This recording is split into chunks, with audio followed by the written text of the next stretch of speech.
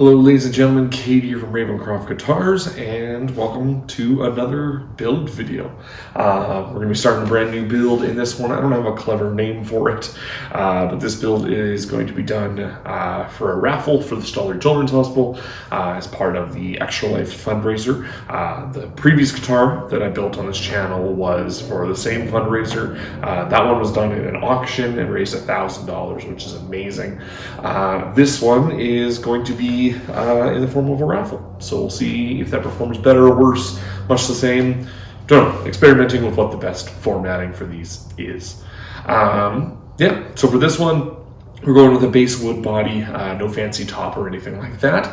I'm going to be doing some double black binding around the top and the back, as well as we're going to be painting it red. I just finished spraying this, spoiler alert behind the camera, but I am filming both the intro and the outro after I've already finished everything for this episode. But this is the color we're going for. I'm using a Krylon paint that is called Gloss Red Pepper. So we're going to use that for the body. Black hardware to match the binding. Double humbuckers. And then for the neck, we're just going to do a pretty standard maple neck with a rosewood fretboard. And then I think I'm going to leave that one unpainted, and I'm just going to I think, oil it. I might experiment with some stains, kind of see if I can go with like an amber stain. But I might also just oil it and just let the natural figuring in it show. I think that'll be kind of a nice contrast to the heavily painted body. Yeah, this build I think is going to be in a couple of videos. This first one we're going to work on the body, and then I'll probably do the neck and all of that in a second video. Yeah, that's pretty much it. So sit back, enjoy. I think I might do some more voiceover in this one, kind of experiment with how that works, and let me know at the end if you enjoyed that. So thank you so much, and enjoy the video.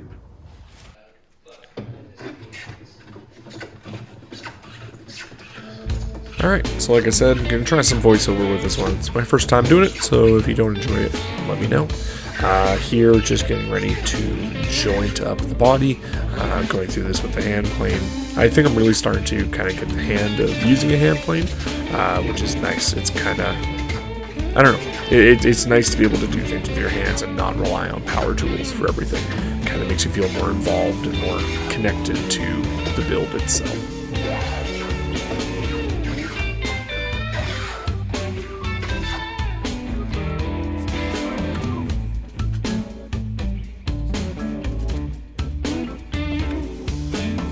And here we're just spreading in our glue. I know it's not Titebond, and that frustrates some people, but hey, you use what you got. So at the end of the day, I'm pretty sure wood glue is wood glue, but fight me in the comments, I guess.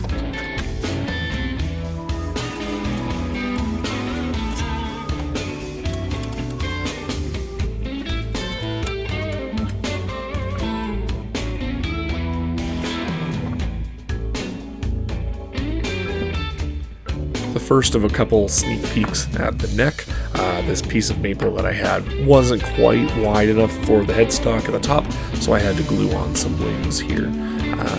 This is actually the first of two attempts at this, because the first one I used when I went to go and route it, the router bit caught the joint and ripped off one of the sides.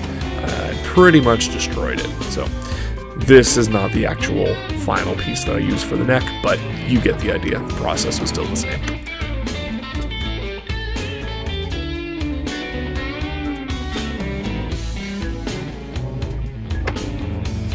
I'm starting to enjoy including in my kind of design process how I go about drawing these things in the videos. So I start off with my telltale shape template just to kind of give me a sense of the curves at the bottom and the lower bout and that kind of thing, and then from there I go in and edit. So in this one in particular, I went with a quite forward front or a top horn with a pretty straight connection down to the lower horn. I also kind of trimmed in the sides of the lower bout a little bit just to give it a little more sleek shape and some forward momentum.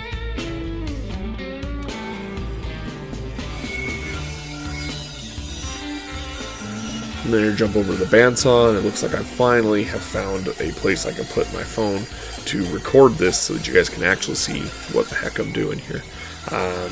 Yeah, I don't have a big shop, as you can probably figure out from my camera angles and everything. So we're just using a little benchtop bandsaw here.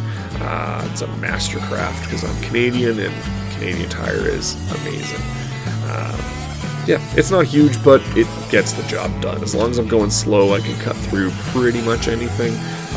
Eventually, down the line, I'd like to get a larger, full-size bandsaw, but for now, and for the amount of guitars I'm building in a year, this is more than fine. So for here, we're just roughing out the approximate shape. There, I went a little too quick, and my blade stopped on me, which was a pain, but not a big deal. Getting the rough shape out, and then I refined it on the spindle sander later. I didn't record it because, guitar building is 90% sanding anyways. You guys probably don't want to watch me doing that.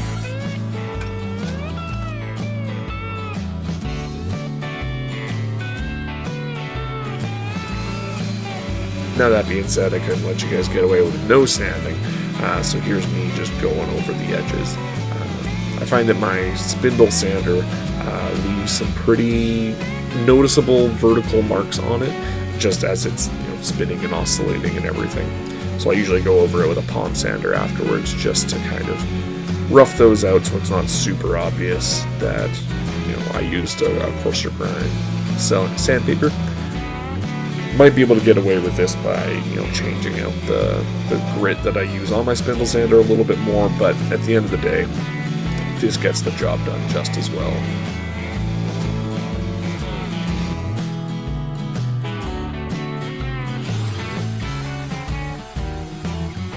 And here we're routing out the binding channel. I didn't have the right size bearing for this, so I tried running just a few layers of tape around the middle of the perimeter of the guitar to kind of give me a little bit more of a gap.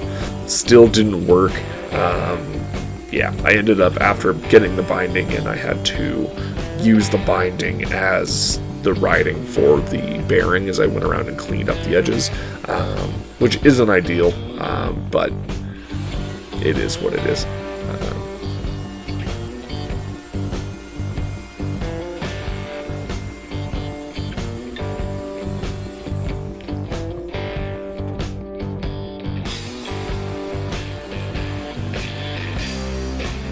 We're doing this double binded, so we're doing the top and the bottom. Decided to do the binding channels first before I routed out the neck pocket. It seemed easier at the time. I don't know if it actually was, but it seemed like it.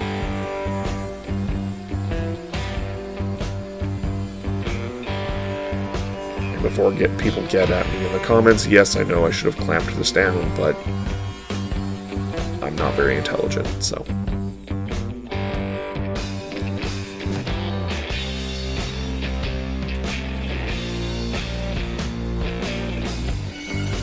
Again, another little sneak peek as I'm roughing out the neck. Once again, this is the old version of the neck, pre-router incident. But again, the process is the same.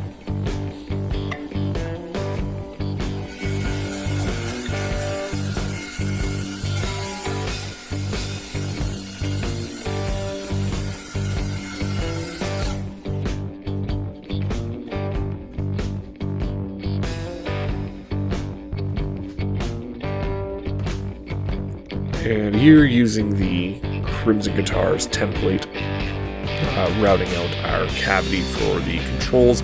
I love this template. This is something that I've always really struggled with, is getting the cavity the right size, getting the cavity cover the right shape, and this template just makes life a million times easier. So setting my depth there, and then running through now, riding on the inside template insert. I don't know, words are hard. So getting that all set up, and then I'll pop it out and do the lip for the control cover by riding out the outer perimeter.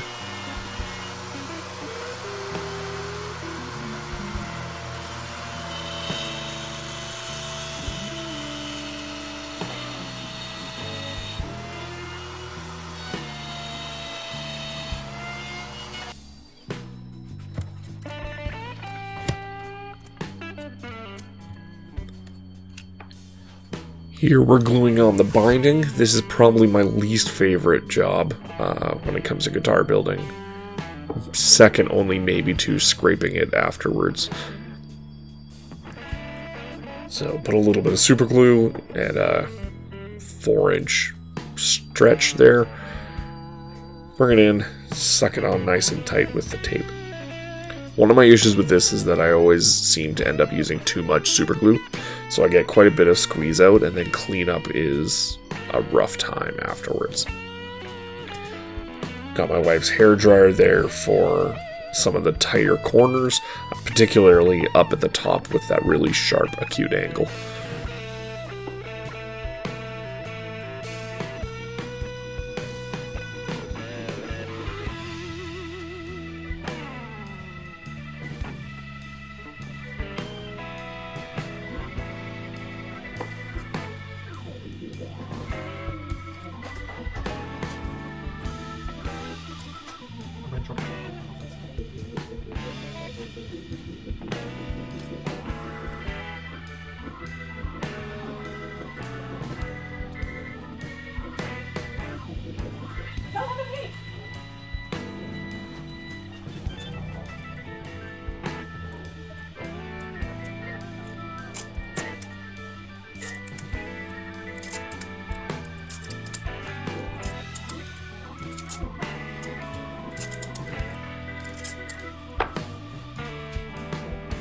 I find it easiest to rip off a few strips at a time, so that way you can work a little quickly. I wouldn't do enough for the whole guitar all at once, personally, but enough that you can get through, a quarter of it at a time without having to stop and cut more tape.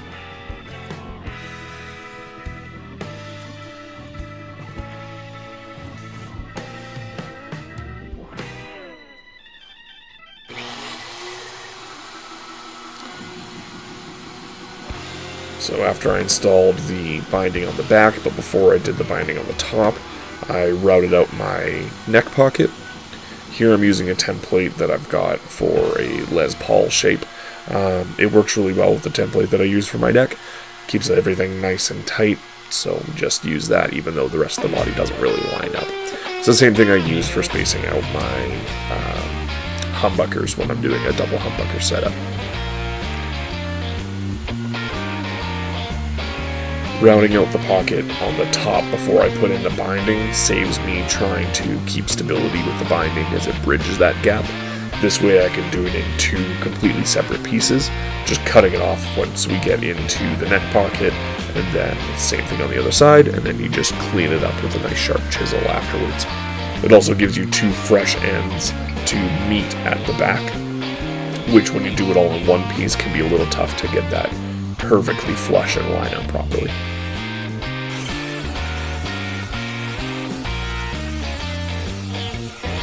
And here just doing the pickup cavities as well.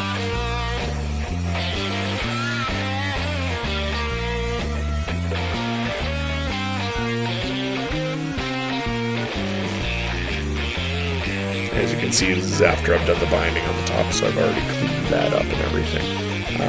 I did more scraping and everything before the painting of it, but I didn't include that in the video because I figured you probably didn't want to see me sitting there cussing and swearing with a scalpel blade.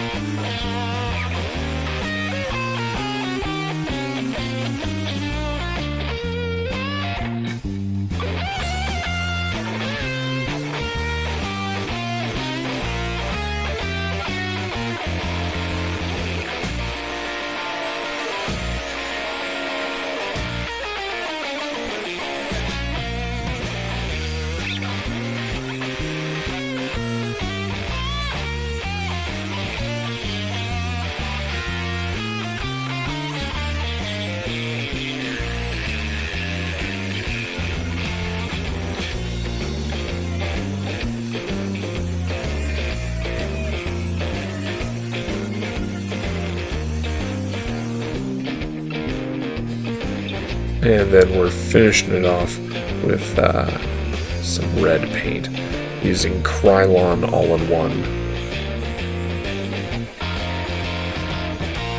And it's Gloss Red Pepper is the name of the color. for anybody who might be interested in it. Yeah, you can use basically the whole can on it, just nice light coats, doing all the sides as well as the front and the back.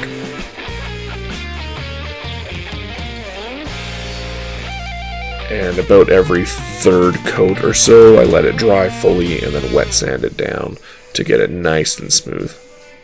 And we're back. Told you I was recording both of these at the same time. That's why I haven't changed my clothes. Yeah, so the body, we have it all routed out, shaped, sanded. The binding is installed, and we've got it painted. We're just waiting for it to dry.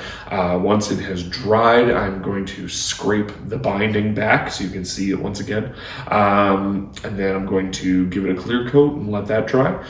Next video, we're going to get the neck all figured out. I got a rough cut in this video, but I want to make sure that I, get the truss rod in and the fretboard installed and fret markers and shaping and all that jazz. And I think I'll maybe do that on its own video and then make one final one that's kind of the final assembly and sound test and everything. Let me know what you think about this video. Let me know what you think about this body shape.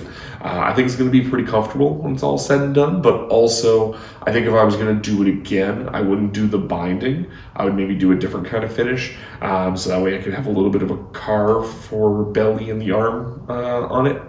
I'm a little worried about it not being super comfortable just against the body. I'm not a big fan of those kind of boxy body shapes, but with the binding I didn't really have an option with this one. I'm also curious to see how the binding shows up after I scrape it all back.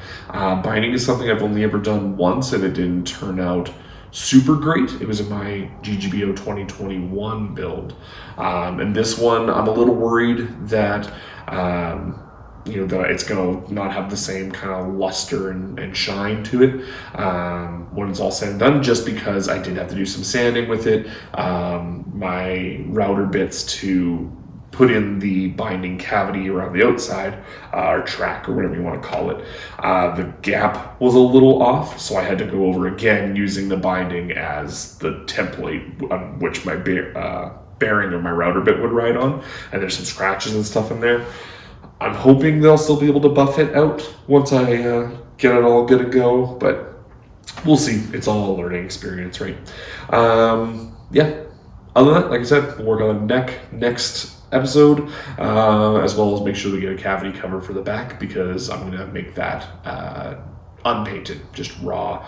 I have some base wood left, but maybe I'll get something fancy to use for that. But yeah, I think that's going to be it for this video. Hopefully you enjoyed it. Let me know what you think in the comments, and we'll see you for the next one. Hopefully we'll get this build done in the next couple of weeks, and then I've got another one that I'm really excited about on the way that will not be as long of a wait. So thanks so much. I hope you guys are being good yourselves, and we'll see you in the next episode.